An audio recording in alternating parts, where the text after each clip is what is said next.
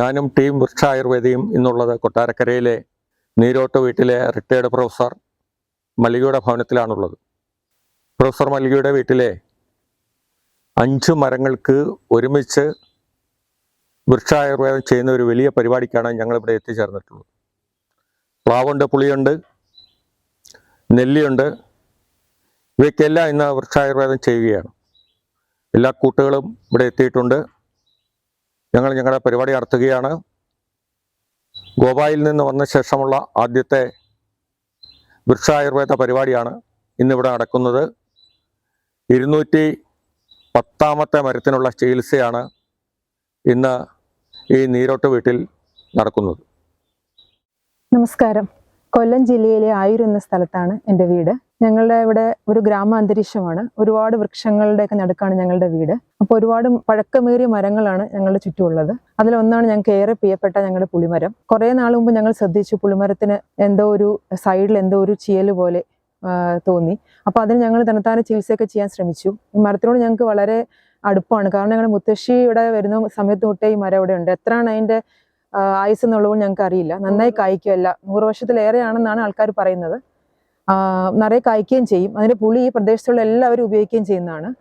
അപ്പോൾ അതുകൊണ്ട് അതിനിങ്ങനെ ചെയ്യലെന്ന് വളരെ വിഷമം തോന്നി. അപ്പോൾ എന്താ ചെയ്യേണ്ടതെന്ന് അറിയില്ലായിരുന്നു. അറിയാവുന്ന രീതിയിൽ ഫംഗസാന്ന് കയറി ഞങ്ങൾ അതിനെ ചികിത്സിക്കാൻ ശ്രമിച്ചു. പക്ഷേ ദിവസങ്ങൾ കഴിയുന്നുള്ള അതിൻ്റെ ഇത് കൂടി വരുന്നല്ല, കുറയുന്നില്ല. അപ്പോൾ എന്താ ചെയ്യേണ്ടതെന്ന് അറിയാമായിരുന്നു. അതുപോലെ തന്നെ കുറേ വേറെ മരങ്ങളും ഉണ്ടായിരുന്നു. പ്രായാധിക്യത്താൽ അസുഖങ്ങൾ ബാധിച്ച് ഇലകൾ ഒടിയാനൊക്കെ തുടങ്ങി.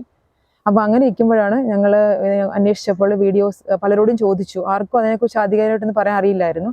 പിന്നെ തെരച്ചിലിൻ്റെ ഭാഗമായിട്ട് ഞങ്ങൾ ഡോക്ടർ ബിനു സാറിൻ്റെ വീഡിയോസ് ഞങ്ങൾ കാണാനിടയായി. അങ്ങനെ സാറിനെ ഞങ്ങൾ വിളിക്കുകയും അപ്പോൾ സാറ് ഒരു വൃക്ഷത്തിൻ്റെ ഡോക്ടറാണെന്ന് അറിയുകയും അതിനെക്കുറിച്ച് കൂടുതൽ സംസാരിക്കുകയും അസുഖത്തെക്കുറിച്ച് ഞങ്ങൾ സാറിനോട് പറയുകയും സാർ അതിൻ്റെ ഇവിടെ വന്നു മരത്തെ കാണുകയും ഏകദേശം 5 മരങ്ങളാണ് ഇവിടെ ഞങ്ങളിന്ന് ചികിത്സിക്കാൻ പോകുന്നത്. അപ്പം അത് പ്രധാനമായിട്ട് പുളിമരമാണ്. അപ്പോൾ ചികിത്സിക്കാൻ പറ്റുമെന്നും അതിന് ആരോഗ്യക്കുറവൊന്നും ഇല്ല എന്നറിഞ്ഞപ്പോൾ തന്നെ ഞങ്ങൾക്ക് വളരെയധികം സന്തോഷം തോന്നി. അപ്പോൾ ഇന്ന് ചികിത്സയുടെ ഭാഗത്ത് സാറോട് എത്തിയിട്ടുണ്ട്. അതിനെ റിക്കവർ ചെയ്യാൻ എന്തെങ്കിലും ചെയ്യണമെന്ന് വലിയ ആഗ്രഹം ഉണ്ടായിരുന്നു. പക്ഷേ we could not find any solution. അപ്പോഴാണ് യാദൃശ്ചികമായിട്ട് സാറിൻ്റെ വീഡിയോസ് കാണുകയും സാറിനെ കോൺടാക്ട് ചെയ്ത് സാർ ഇവിടെ വരികയും വൃക്ഷങ്ങൾ പരിശോധിച്ച് അതിന് നമുക്ക് വേണ്ട ചികിത്സ ചെയ്യാമെന്ന് സാറ് പറയുകയും ചെയ്ത് ഞങ്ങൾക്ക് വളരെ ആക്ച്വലി ഹാപ്പിയാണ്. അമ്മൂമ്മയുടെ കാലത്തിലുള്ള പാരമ്പര്യമുള്ള ഞങ്ങൾക്ക് ആക്ച്വലി ഒരു നൊസ്റ്റാൾജിയയും ഒരു ഇമോഷണൽ കണക്റ്റുമാണ് ഈ വൃക്ഷങ്ങളൊക്കെ. അപ്പോൾ അതിനുവേണ്ടി എന്തെങ്കിലും ചെയ്യാൻ പറ്റുന്നത് ഞങ്ങൾ actually we are very excited about it. എനിക്കൊരു കാര്യം കൂടെ പറയാനുള്ളതെന്ന് പറഞ്ഞാൽ, സാധാരണ നമ്മൾ മരങ്ങൾക്ക് അസുഖം വരുമ്പോൾ നമ്മൾ പെട്ടെന്ന് ചിന്തിക്കുന്നത് നമ്മൾ അതിനെ എങ്ങനെയെങ്കിലും വെട്ടിക്കളയാൻ ശ്രമിക്കുക ചെയ്യുന്നത്. ഒരു കൊമ്പിലോ അല്ലെങ്കിൽ എന്തെങ്കിലും ഒരു അസുഖം വന്ന് നമ്മൾ ചിന്തിക്കുന്ന പോലും ഇല്ല അതിനെ നമുക്ക് എങ്ങനെ സംരക്ഷിക്കാൻ പറ്റുമോ. നമ്മുടെ എളുപ്പത്തിന് വേണ്ടി നമ്മൾ അതിനെ വെട്ടിക്കളയാൻ ആദ്യം ചിന്തിക്കുന്നത്.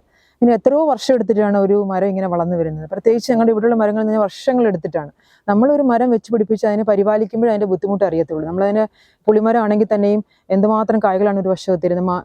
ഇത് മാങ്ങയാണെങ്കിലും ചക്കയാണെങ്കിലും തരുന്നത്. അപ്പോൾ ഉപയോഗിക്കുമ്പോൾ നമ്മൾ ആദ്യം ചിന്തിക്കേണ്ടത് എന്നെക്കൊണ്ട് എൻ്റെ മനുഷ്യായുസ്സിൽ ഇതുപോലെ മരം നട്ടുപിടിപ്പിച്ച് ഇത്രയും ആക്കാൻ കഴിയുമോ.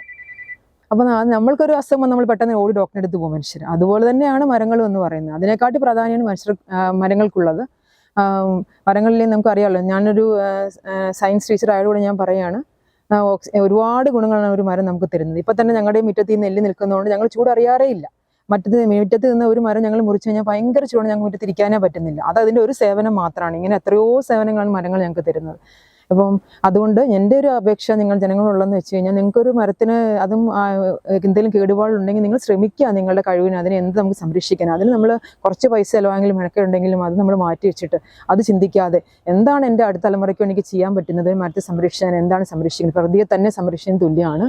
അപ്പോൾ എന്തായാലും അത് ശ്രമിക്കണം എന്നാണ് എൻ്റെ അഭിപ്രായം. ഇതുപോലെ നമുക്ക് ഡോക്ടർ ഇന്നത്തെ സമൂഹത്തിൽ ഇതുപോലെ പഠിച്ച് ഇതിനെക്കുറിച്ച് അറിയാവുന്ന ആൾക്കാരുള്ളപ്പോൾ അവരുടെ സേവനം ഉപയോഗിക്കണമെന്നും ഇതുപോലെ നമ്മുടെ ചുറ്റുപാട് സംരക്ഷിക്കാൻ, പ്രകൃതി സംരക്ഷിക്കാൻ നമ്മൾ ശ്രമിക്കണമെന്നുമാണ് എൻ്റെ നിങ്ങളോടുള്ള വിനീതമായ അപേക്ഷ. ഈ ചികിത്സ ചെയ്യുന്ന തന്നെ ഞങ്ങൾ ഇപ്പോൾ ഓണം വെക്കേഷൻ സമയത്താണ്. അത് ഞങ്ങൾ കുട്ടികൾ ഇവിടെ ഉണ്ടായിരിക്കുന്ന സമയം സെലക്ട് ചെയ്തത്. കാരണം we want this value to be passed on to the kids. അവരും വർഷം ആണെന്ന് സംരക്ഷിക്കേണ്ട വാല്യൂസ് എന്താണെന്ന് പഠിക്കണം എന്നുള്ളതുകൊണ്ടാണ് ഞങ്ങൾ വെക്കേഷൻ കാലത്ത് തന്നെ ഇത് ചൂസ് ചെയ്തത്.